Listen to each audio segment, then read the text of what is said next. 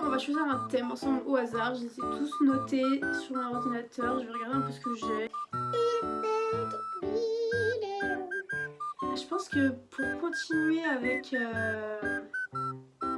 phobies, parce que je parlais des films d'horreur, donc je vais parler des films d'horreur. Est-ce que c'est vraiment est-ce que c'est vraiment un bon thème de vidéo? Ça,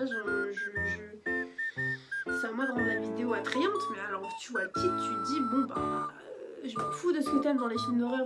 On va parler de l'amour de nos jours. Bonjour à tous et bienvenue dans une nouvelle vidéo Parlons Vrai. Alors comme vous pouvez le voir, j'ai changé de décor et de lumière parce que je trouve qu'on me voit mieux comme ça et que c'est un peu moins brouillon. Bon, ça me gonfle.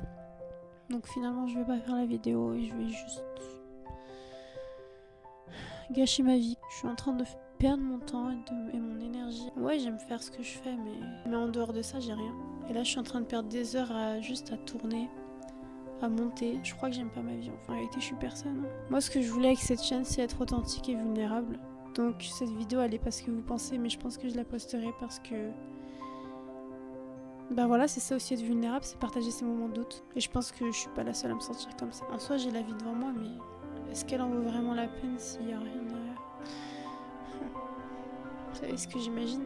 Le jour où je posterai ces vidéos, j'imagine tous ceux qui me méprisaient à l'école.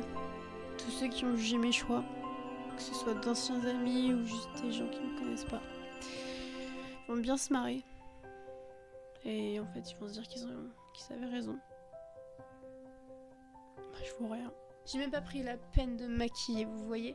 Là, je me suis vraiment forcée. Je me suis dit, faut que tu fasses une vidéo, faut que tu continues, faut que tu tiennes le coup.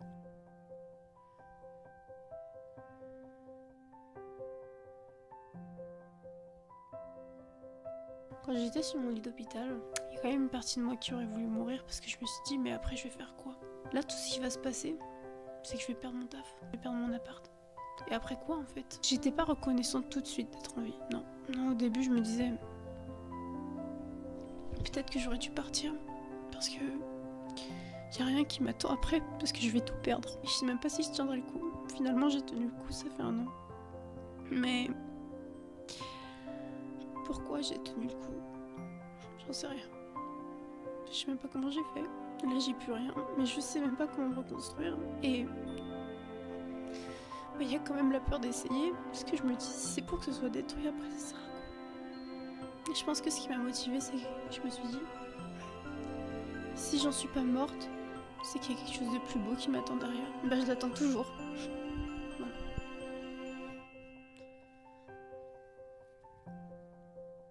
J'ai plus la force de faire des efforts. Je crois que cette vidéo, du coup, elle parle pas de l'amour finalement, mais du doute. Du craquage, de la vérité derrière la caméra parce qu'en fait on montre pas assez ce côté-là. Et pourtant je pense qu'il y a beaucoup de gens qui se sentent comme moi. Et leur montrer qu'ils sont pas seuls, c'est important.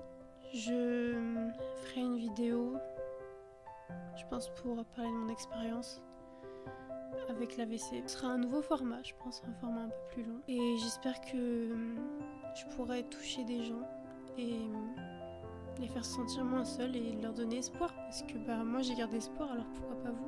J'aimerais vous dire que la vie s'améliore et en soi, oui, pendant 1 an après mon AVC j'ai pu passer des moments incroyables, mais personnellement sans mes amis, tout ça dans ma vie, il n'y a rien qui a changé.